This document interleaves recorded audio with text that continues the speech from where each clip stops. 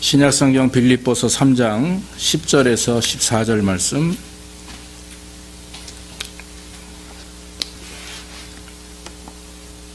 (321페이지가) 됩니다. 내가 그리스도와 그 부활의 권능과 그 고난의 참여함을 알려하여 그의 죽으심을 본받아 어찌하든지 죽은 자 가운데서 부활에 이르려 하노니, 내가 이미 얻었다 함도 아니요 오직 온전히 이루었다 함도 아니라 오직 내가 그리스도 예수께 잡힌 바 된 그것을 잡으려고 쫓아가노라. 형제들아, 나는 아직 내가 잡은 줄로 여기지 아니하고 오직 한 일, 즉 뒤에 있는 것은 잊어버리고 앞에 있는 것을 잡으려고 표대를 향하여 그리스도 예수 안에서 하나님이 위해서 부르신 부름의 상을 위하여 쫓아가노라. 아멘. 아멘. 오늘은 표대를 향하여 라고 하는 주제를 삼고 말씀을 드리기를 원합니다. 여러분, 믿음을 갖는다는 것이 과연 뭘까요? 믿음을 갖는다. 아마 믿음을 갖는다는 말이 현재 문제만은 아닐 것입니다.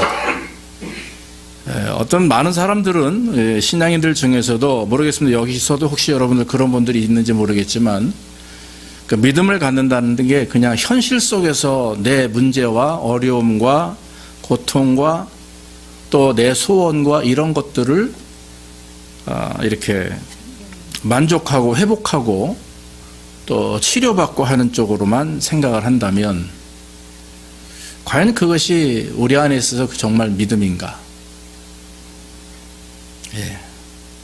믿음은 바라는 것들의 실상이요 보이지 않은 것들의 증거다. 히브리서 11장에서 그렇게 말씀을 했죠. 1절에서.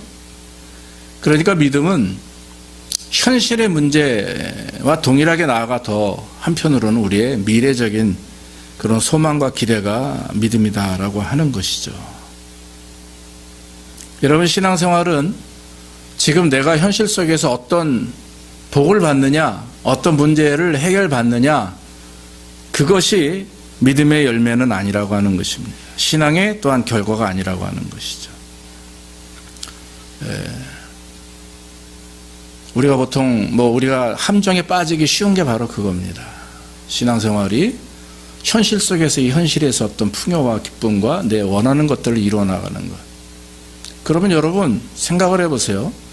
믿지 않는 사람이나 믿는 사람이나 똑같아요. 믿지 않는 사람들도 그런 것들을 바꾸고 회복하기 위해서 찾아가는 게 뭐예요? 점집이죠. 점집. 구술한다거나. 모르겠습니다. 불교 신자들은 어떤지 모르겠고 다른 종교 신자들은 모르겠지만, 우리 그리스도인들은 현실의 문제, 현실에 닫혀있는 이런 문제들을 회복하는 것이 내 신앙의 열매고 내 어떤 신앙의 초점이다라고 한다면, 여러분, 더 심한 말은 내가 드릴 수 없지만 그건 아니죠.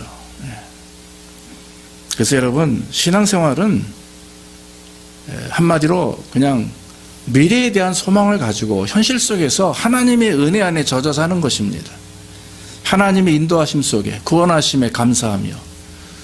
그러면 여러 가지 삶의 물개와 어려움과 폭풍과 많이 온다 할지라도 내가 하나님 은혜 안에 딱 사로잡혀 있으면 이런 것들이 와서 튕겨 나가버리죠. 그러나 그러지 못하면 이것저것 다 나도 모르게 내 안에 스며들게 되고 피폐해지게 되고 결국에는 삶 속에서 문제를 경험하게 되는데, 그 문제 원인을 어디서 찾느냐? 상대방이나 환경에서 찾는다라고 하는 거예요. 그래서 여러분, 신앙생활은 한마디로 하나님과 연합하여서 하나님 인도하심을 보면서 미래를 바라보는 거예요.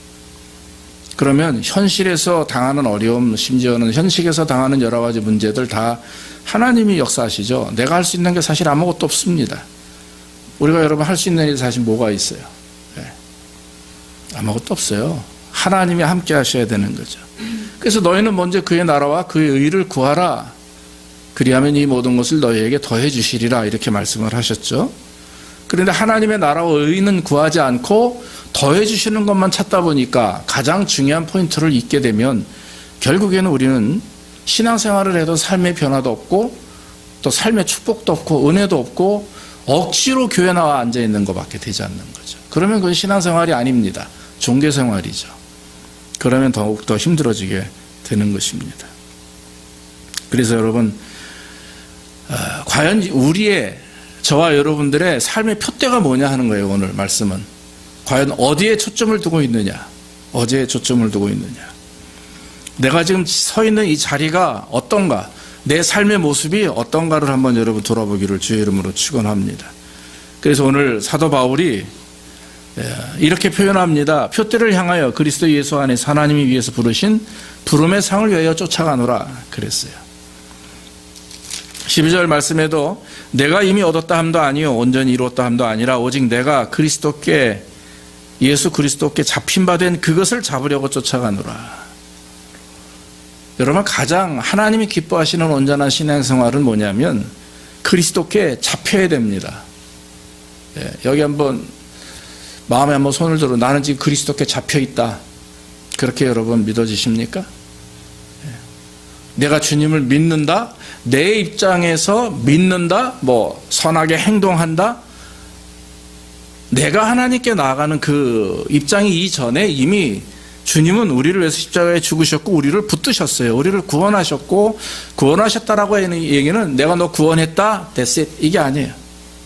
구원했기 때문에 잡아 끄시는 거죠. 물에 빠진 사람을 건져냈다라고 하는 뜻이잖아요. 구원하였다는 게. 구원했다고 하면 보통 사람 같으면 구해주고 나서 그냥 가버리죠. 왜냐하면 보따리 달랄까 봐 무서워서. 그러잖아요. 물에 빠진 사람 건져주었더니 보따리 내놓으라고 그러는 말이 있지 않습니까? 사람은 그럴 수 있죠. 구원해주고 구해주고 싹 그냥 가버리고, 그런 참 선한 분들 많이 있습니다만은 예수님은 그런 분이 아닙니다. 구원하셨으면 붙들고 그때부터 이끄시는 줄로 믿습니다.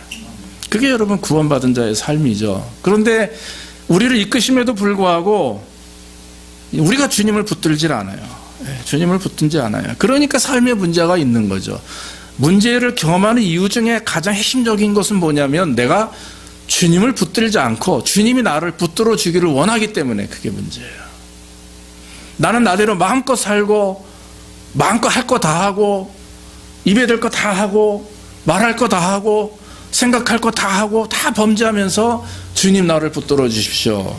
속된 말로 웃기는 소리입니다. 그거. 내가 주님을 붙들어야 됩니다. 내가 주님을 붙들지 않으면 나 스스로 넘어지게 되어 있습니다. 내 힘에 의해서, 내 교만에 의해서 넘어지게 되어 있는 것입니다. 이 바울 이전에 사울 아닙니까? 사울도 굉장히 교만한 사람이었고 그 당시 초대교회 기독교인들에게는 아주 악명 높은 악인이었었어요. 왜냐하면 예수 믿는 사람들만 잡아다가 죽이는 거예요. 자기가 직접 죽이지는 않지만 군사들에게, 로마 사람들에게 갖다 주고 갖다 이렇게 주면서 자기 스스로 굉장히 만족감을 느끼죠. 나는 우리 하나님 앞에 나는 최선을 다하고 있다. 이단자 저 예수를 믿는 사람들을 다 처단해야 된다. 그러면서 얼마나 애를 썼겠습니까? 그날도 다메섹에 사람들이 모여 있더라고 하는 소식을 듣고 말을 타고 막 쫓아가는 겁니다. 잡으러. 그런데 다메섹 길 위에서, 도상이란 말이 길 위에서 부활하신 예수님을 만나요. 사울아 사울아 네가 왜 나를 핍박하느냐. 깜짝 놀라죠. 갑자기 천둥 소리 같은 소리가 납니다. 넘어집니다. 말이 떨어집니다. 놀래서. 당신 누구십니까? 나는 네가 핍박하는 예수다. 그렇게 말씀하시죠. 그날부터 3일 동안 사울은 눈을 볼 수가 없습니다. 눈을 떴으나 아무것도 보이지 않아요. 그냥 깜깜한 흑암입니다. 그때 마침 아나니아라고 하는 제자 한 사람이 하나님 앞에 기도하고 있는데 주님께서 환상 중에 나타나십니다. 그러면서 가서 사울을 데리고 오라. 그리고 사울에게 안수하고 눈을 뜨게 하라. 이렇게 말을 하죠. 사도행전 9장 15절에 보면 이 주님이 말씀하실 때 사울이라는 소리를 들으니까 이 아나니아가 섬뜩한 거예요. 왜냐하면 아주 악명 높거든요. 사울이란 자 아주 말을 타고 다니면서 쫓아다니면서 예수 믿는 사람들 다 고자질하고 잡는데 왜 내가 그 사람을 안수해야 되고 그 사람의 눈을 왜 뜨게 해야 됩니까? 속으로는 고소한 마음이 있지만 어떻게 해요? 주님이 하라니까 네 알겠습니다 하고 갔어요.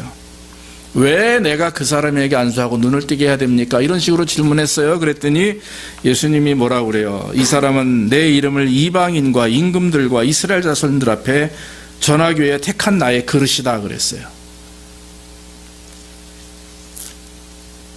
복음을 전하기 위해 선택된 하나님의 종이라고 하는 것이죠. 사울은 주님을 만나기 전에는 자기 마음껏 자기의 의의를 높이면서 살았어요. 자기의 의의를 높이면서. 여러분, 우리가 신앙생활하면서도 가장 무서운 게 뭐냐면 교만인데, 교만 중에서 영적 교만이에요. 그래서 내가 남들보다 기도 많이 한다, 내가 남들보다 성경을 많이 읽는다, 봉사를 많이 한다라고 하는 이런 어떤 스스로의 자긍심이 결국에는 자기도 모르는 사이에 사람들에게 피해를 주고 공동체 안에 문제를 일으켜요. 그래서 여러분, 교회가 분쟁을 일으키고 하는 것은 어떤 분들은 목사님의 문제다 하지만, 어떤 분들은 성도님들의 문제다 하지만, 다 동일한 자기들의 교만함이 가장 큰 문제라고 하는 거죠. 목회자는 목회자대로, 성도들은 성도들대로 더 낮은 자리에서 하나님만을 위하여 예수 그리스도만 드러나는 그런 교회와 공동체가 되어야 되는데, 그러지 못하면 그 안에 있는 나도 모르는 교만함이 드러나게 되는 것이죠. 사도 바울은 어쨌든 이런 과정을 통해서 주님을 만났습니다. 자, 이제 3일 동안 눈이 멀었다가 눈을 떴어요. 그리고 나서 이 아나니아가 누구에게 데려갔냐면 제자들에게 데리고 갑니다. 그리고 사울을 소개합니다. 그때부터 이제 사울은 바울로서 제자들과 같이 복음을 증거하는 자가 되었는데, 사실은 더 열심히 복음을 증거합니다. 왜냐하면 바울은 굉장히 학식이 높았고, 그 당시 사용하는, 이스라엘에서 사용하는 로마 사람들의 말뿐만 아니라 이스라엘 말, 헬라어나 히브리어나 라틴어나 이런 모든 말을 다 아람어까지 섭렵했다고 그래요. 그러니까 한마디로 말하면 여러 개의 나라의 말을 마음껏 발휘할 수 있는 그런 훌륭한 어떤 지적인 사람이었죠. 아마 하나님은 그래서 그를 선택했는지도 모릅니다. 그러나 여러분, 바울이 이런 입장이 있으면서도 꼭 하나님 앞에 목표를 가지고 신앙생활을 하고 그 헌신을 했는데, 바울의 3대 신앙의 목표를 보니까 첫째는 뭐냐면 구원에 이르는 것이었습니다. 온전한 구원에 이르는 것. 11절 말씀에도 뭐라고 증거하냐면 어찌하든지 죽은 자 가운데서 부활에 이르려 하노니 그랬어요. 부활 신앙을 가지고 완벽한 하나님의 나라에 들어가기를 원했어요. 현실 속에서 만족과 기쁨이 아니라 하나님의 나라에 들어가는 것. 두 번째는 온전한 성숙에 이르는 것이었습니다. 그리스도의 장성한 분량에까지 충만한 데 이르라. 신앙생활하면서 그냥 그저 삶 속에서 이리저리 치우치며 어렵게 불쌍하게 신앙생활하지 말고 그리스도의 장성한 분량에까지, 다시 말하면 그리스도가 원하는 그 목적까지 이루어 나가라 하는 것이에요. 또 한 가지는 온전한 사명을 감당하는 것입니다. 그래서 이 바울은 늘 내가 달려갈 길과 주 예수의 받은 사명 곧 하나님의 은혜의 복음을 증거하는 일을 마치려 하노라 그랬어요. 이런 게 바울의 헌신이에요. 바울이 인생을 살아가며 그 많은 부귀와 영화와 모든 걸 누렸지만 주님을 만난 이후부터 그의 인생은 모든 것을 다 배설물처럼 여겨 써있어요. 그리고 나서는 오직 주의 말씀만을 위해서 살아가는 것이죠. 여러분, 과연 우리의 삶의 목표가 뭔지 한번 돌아봅시다. 지금 여러분들에게 다 그만두고 제쳐버리고 그냥 길에 나가서 전도만 하고 복음만 증거하는 삶을 살아라, 그런 말을 드리는 게 아닙니다. 그런 말씀이 아니라, 자, 바울의 모습이 그렇습니다. 그럼 오늘 이 말씀을 통해서 우리의 삶 속에 과연 우리의 목표가 뭐냐 하는 거예요. 가장 중요한 것은 지금 현재 여러분들의 삶의 목표가 무엇입니까? 사업이 잘 되는 것? 네, 미국에 오신 이유가 뭐예요? 아이들의 교육을 위해서? 여러 가지 이유가 있겠죠. 그런데 여러분, 예수를 믿고 믿음 안에서 복을 받고 살 때 여러분, 저와 여러분들이 가장 먼저 해야 될 것은, 개인적으로 여러분 오늘부터 우리 이렇게 삽시다. 저도 그렇고 여러분들도 그렇고 다른 목표 세우지 말고 예수님을 바로 붙들자. 할렐루야. 한번 따라 합시다. 예수님을 붙들자. 예, 그게 삶의 목표가 되어야 되는 거예요. 삶의 목표가. 사랑하는 여러분, 주님을 붙들게 되면 주님이 이끄시기 때문에 그래요. 예. 내가 주님을 손을 놓고 따라가려고 하면 우리의 것에 자꾸 넘어지지 않습니까? 내 교만에 넘어지고 물질에 넘어지고 내 환경에 넘어지고, 예? 다 그렇잖아요. 예? 다 넘어져요. 그런데 누가 나를 한번 붙들려고 생각을 해보세요, 여러분. 우리는 어린아이 같아요. 그렇죠? 우리 아이들 여기 어렸을 때 5살, 6살 이럴 때 우리 딸들도 있지만 꼭 손을 붙들고 이렇게 뭐 갑니다. 얘가 이걸 놓치면 5, 6살 돼서 혼자 걸을 수 있지만 돌부리에 넘어질 수도 있고 또 너무 늦거나 아니면 다른 데 자꾸 이리저리 쳐다보다가 잃어버려요. 엄마 아빠를. 뭐 우리도 역사가 있어요. 우리 아이들 막 에버랜드 뭐 이런 데 놀러 가가지고 한 번씩 잃어봤습니다. 우리 특히 둘째는 워낙 자기 혼자 많이 뛰어다니는 아이라 여러 번 잃어버려서 봤어요. 순간 방심하면 놓칩니다. 근데 우리도 마찬가지예요. 하나님이 우리를 그러나 방심하는 게 아니라 우리가 하나님의 손을 붙들지 못하기 때문에 그래요. 그래서 여러분 지금 붙들고 사는 게 뭔지 한번 확인해 봅시다. 세상의 것들을 붙든다면 내 어떤 믿음을, 내 소망과 어떤 그 삶에 내가 원하는 거, 나는 왜 이래? 나는 이렇게 부족해서 나는 이런 느낌이야, 이런 환경이야. 이렇게 얘기하지 말고 내가 지금 주님을 붙들고 있는지 아니면 솔직한 얘기로 내가 내 남편만 붙들고 사는지 내 아내만 붙들고 사는지 내 자식만 붙들고 사는지 한번 돌아봅시다. 다 놓고 누구를 붙들어야 되느냐? 예수 그리스도를 붙들기를 주의 이름으로 축원합니다. 그러면 주님이 역사하세요. 모든 삶의 문제, 괴로움, 고통 다 주님이 치유하시면서 우리를 인도해 나가시는 줄로 믿습니다. 또 한 가지 성경 말씀을 보니까 뭐라고 바울이 말하냐면은 오직 한 일 뒤에 있는 것을 잃어버려라 그래요. 뒤에 있는 것을 잃어버려라. 포기해라, 내려놓으라 하는 것입니다. 버릴 것은 버려라. 여러분 사도 바울만큼 버린 사람 없습니다. 제 주변에 많은 목사님들이 계세요. 제가 가끔 뭐 말씀을 드리지만 가까이 지내는 형님 같은 목사님들, 여기 또 가까운 아틀란티아 목사님들 중에 참 배경이 기가 막힌 분들 많아요. 뭐 정말 미국에 유학 와가지고 PhD 박사까지 하신 일반 뭐 비즈니스라든지 뭐 영문학이라든지 철학이라든지 그런 분들이 교수 생활하다가 아니면 학위 받고 나서 예수님 만나가지고 목사가 된 분들. 뭐 저는 어릴 때부터 어머니의 어떤 받침이 헌신이 있고 정말 4대째 이렇게 기독교 집안에서 태어나서 자연히 저는 목사가 되는 게 그냥 당연한 것으로 살아왔어요. 모태신앙이고.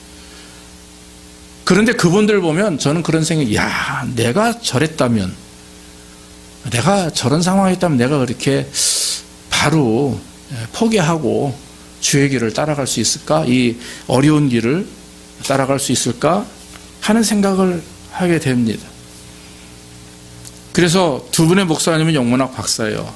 우리 교회 왔던 김용범 목사님, 여러분 서울대 법대 검사 뭐 이런 거 하시던 분이에요.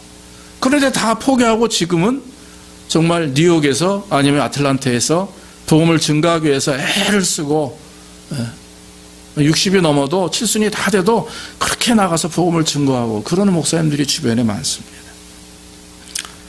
바울은 여러분 더한 사람입니다. 바울은 더한 사람입니다. 여기 3장 4절에 보면은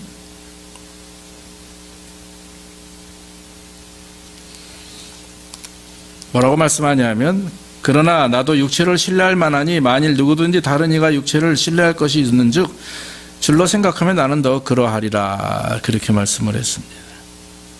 내가 8일 만에 할례를 받고 이스라엘의 족속이요 베냐민 지파요 히브리 중에 히브리인이요 율법으로는 바리새인이다. 그렇게 말씀을 했습니다. 다른 말씀에서는 가말리엘 문화생이라고 말했고요. 그리고 바울의 아버지는 일찍이 유대인이면서도 로마 시민권을 가진 아주 부유한 사람, 사업을 했던 사람인데 텐트를 만드는 사람이었다고 그래요. 그러니까 가정 형편뿐만 아니라 학식이나 뭐든 이런 혈통까지도 아주 우수한 사람. 한마디로 말하면 유대인들 중에서도 최고의 유대인이었었어요. 그런데 그가 다 그런 것들을 배설물처럼 여기고 오직 주님을 쫓았다라고 하는 것. 여러분 포기는 쉽지 않습니다. 그러나 여러분 우리가 내려놓을 때 주님이 역사하시는 줄로 믿습니다. 내가 주님을 붙들고 쫓아가는데 내 뒤에 내가 가지고 있는 게 너무 많아요. 주님 나 이것도 버리면 안 돼요. 이것도 버리면 안 돼요. 다 짊어지고 쫓아가려고 해보세요. 얼마나 힘듭니까? 무겁습니다. 그런 것들이 걸리적거립니다. 결국 그래서 주님을 온전히 쫓기가 어렵습니다. 그래서 주님이 말씀하시는 것은 뭡니까? 나를 따라오려거든 자기 십자가를 지고 나를 따르라. 자기 십자가라는 것이 어떤 분은 그래요. 아이고 우리 남편이 너무 속을 썩여가지고 목사님 내 십자가는 우리 남편이에요. 그래, 내가 볼 때는 생각을 한번 해보죠. 과연 저번에 십자가가 남편일까 아니면 자기일까? 주님이 말씀하시는 것은 다른 것들을 의미하는 거 아니라 바로 내가 가지고 있는 그런 것들, 그것이 교만일 수 있고 자기 경험일 수 있고 그것이 남을 판단하는 것일 수도 있고 스스로 받은 상처와 아픔과 고통과 이런 모든 것들을 말할 수가 있습니다. 그런데 여러분 그런 것들을 버려야죠. 네, 버려야죠. 여러분 과거에 묶여 살지 마십시오. 네, 과거에 묶여 살지 말라. 지나간 과거에 묶여 살지 마십시오. 고린도후서 5장 17절 보면은 17절에 그런즉 누구든지 그리스도 예수 안에 있으면 새로운 피조물이라. 이전 것은 지나갔으니 보라 새 것이 되었도다 그랬습니다. 새 것이 되었다라고 하는 것은 새 사람을 말해요. 새로운 그릇입니다. 제가 가끔 설거지를 할 때 싫거나 그러지 않아요. 왜냐하면 닦기 전에는 굉장히 더럽잖아요. 근데 닦고 나면 그게 굉장히 깨끗해요. 그런 걸 보면서 이 새 그릇이 된 것에 대한 아주 그 마음에 만족감이 있죠. 주님께서 우리를 어떻게 하십니까? 아주 더러운 그릇이었는데 우리를 삼으셔서 십자가의 보혈로 깨끗하게 우리를 씻기셨어요. 그러고 나서는 너는 내가 사랑하는 내 그릇이다. 새 사람이다. 이렇게 지금 말씀하고 있는 것입니다. 여러분 주님 앞에 왔기 때문에 주님이 나를 씻기셨기 때문에 우리의 과거는 중요하지 않습니다. 아니 우리의 과거는 잊어버려야 되는 겁니다. 예전에 막 사람을 여러 명 살해한 사람들이 감옥에 있다가 무기징역 받았던 사람들 어느 날 갑자기 예수를 믿고 하나님의 사람이 되었다. 사형에 의해서 죽은 사람도 있고 무기징역 살다가 중간에 나온 사람들도 있죠. 그런데 돌아보면 누구 예수 믿었다 그래서 변화되었다 해서 텔레비에 떠들썩한 사람들 보면 가끔 좀 아닌 사람들도 많아요. 옛날 깡패 누구라 하면 아시지만 조영기 목사님하고 막 그냥 사진도 찍고 드라마도 만들고 기독교 영화도 만들었는데 결국 다시 그 자리로 갔잖아요. 다시 감옥에 있어요. 그런 사람들 말고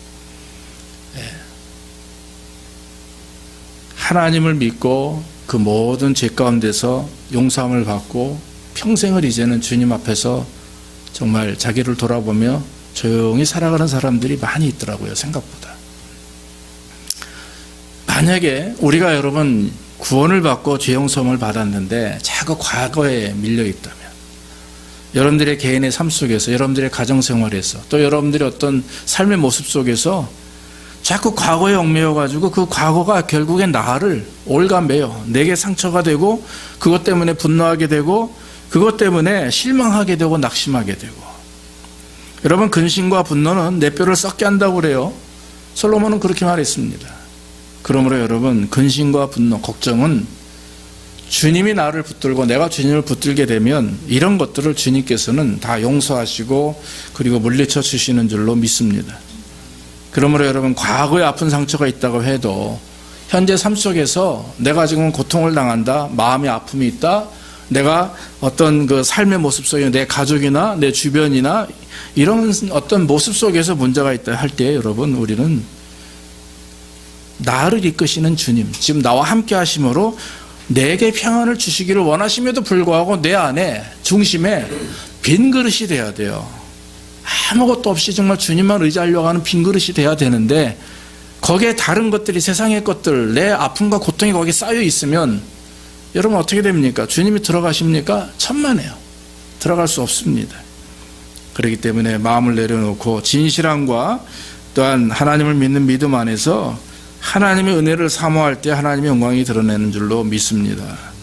여러분 한번 우리 자신을 돌아봅시다. 여러분들의 마음 중심의 그릇 안에 과연 뭐가 있는지, 욕심이 있는지, 과거에 아픈 상처가 있는지, 아니 현실의 부정적인 부분들이 있는지 아니면 고통이 있는지 한번 돌아봅시다. 돌아보면서 먼저 그것을 주님 앞에 다 고백하는 거예요.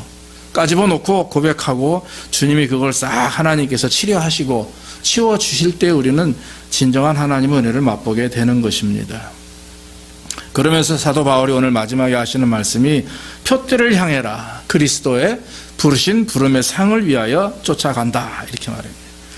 내가 지금 표대를 향해서 주님이 부르신 부름의 상을 위해서 쫓아간다 하는 말입니다. 그 얘기 뭡니까?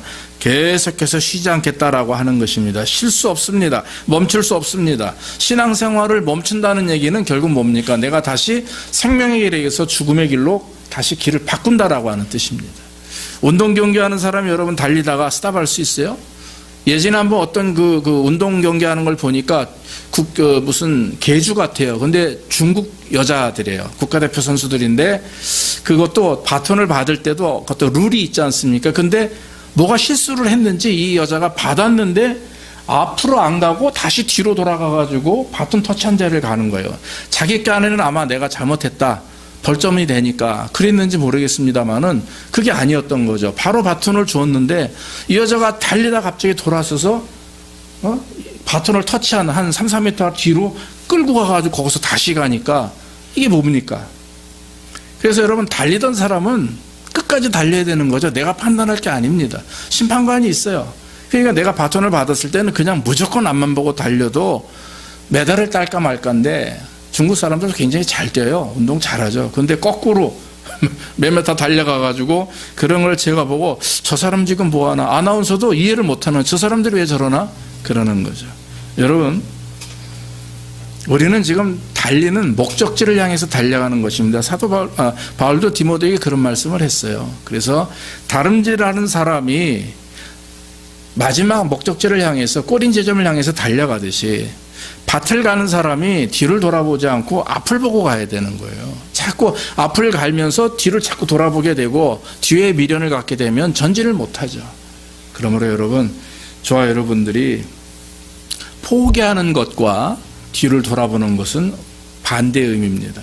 그러므로 여러분 포기하시고 모든 걸 내려놓으시고 앞을 향하여 달려나가되 끝까지 넘어져도 혹시 무릎팍이 깨져도 고통을 당해도 여러분 앞으로 달려나가기를 주의 이름으로 축원합니다. 지금 여러분들을 위해서 기도하는 사람들이 굉장히 많아요. 첫째는 예수 그리스도께서 성령께서 말할 수 없는 탄식으로 여러분들 위해서 기도하고, 두 번째는 목회자가 기도하고, 또 주변에 있는 친지들, 가족들, 부모님이 기도합니다. 죄송하지만 여러분들이 기도하지 않아도 주변에 있는 사람들이 여러분들보다 100배, 1000배 더 많이 기도해요. 그렇기 때문에 여러분들은 그것을 믿으시기를 주의 이름으로 축원합니다.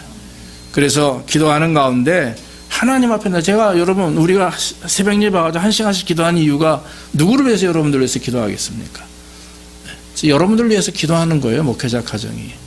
또 그 외에 많은 분들이 여러분들의 부모님이 지금 여러분들을 위해서 기도하고 계십니다. 지상에 계시든 천국에 계시든 관여하지 않아요. 그분들은 지금 여러분들을 위해서 기도하고 계시는 거예요. 그러므로 낙심하거나 아파하지 마시고 끝까지 달려나가기를 주의 이름으로 축원합니다. 나갈 때 주님께서 우리를 붙드세요. 그리고 우리에게 복을 주시는데 의의 면류관, 생명의 면류관을 주시는 줄로 믿습니다. 여러분 신앙생활은 그냥 되는 게 아니에요.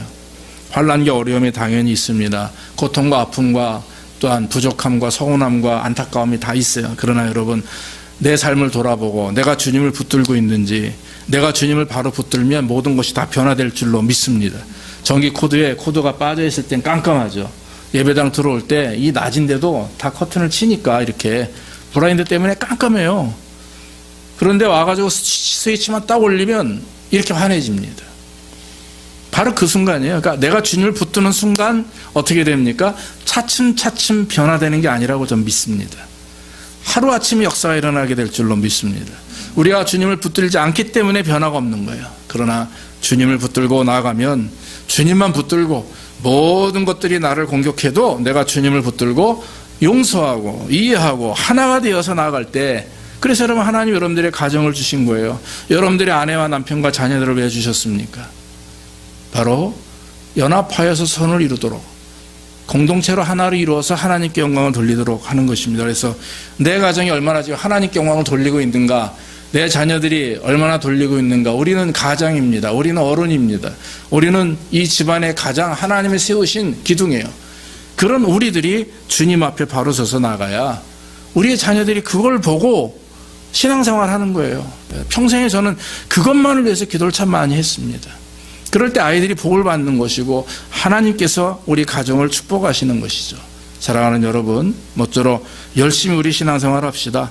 확실한 목표, 즉 주님께 붙들림 바 되기 위해서 모든 걸 다 내려놓고 걸리적거리는 거 다 내려놓고 오직 주님 앞에 최선을 다하며 살 때 우리 주께서 저와 여러분들을 치료하시고 역사하시고 위로하시고 또 나아가 하나님께 영광 돌리는 그런 삶이 될 줄로 믿습니다.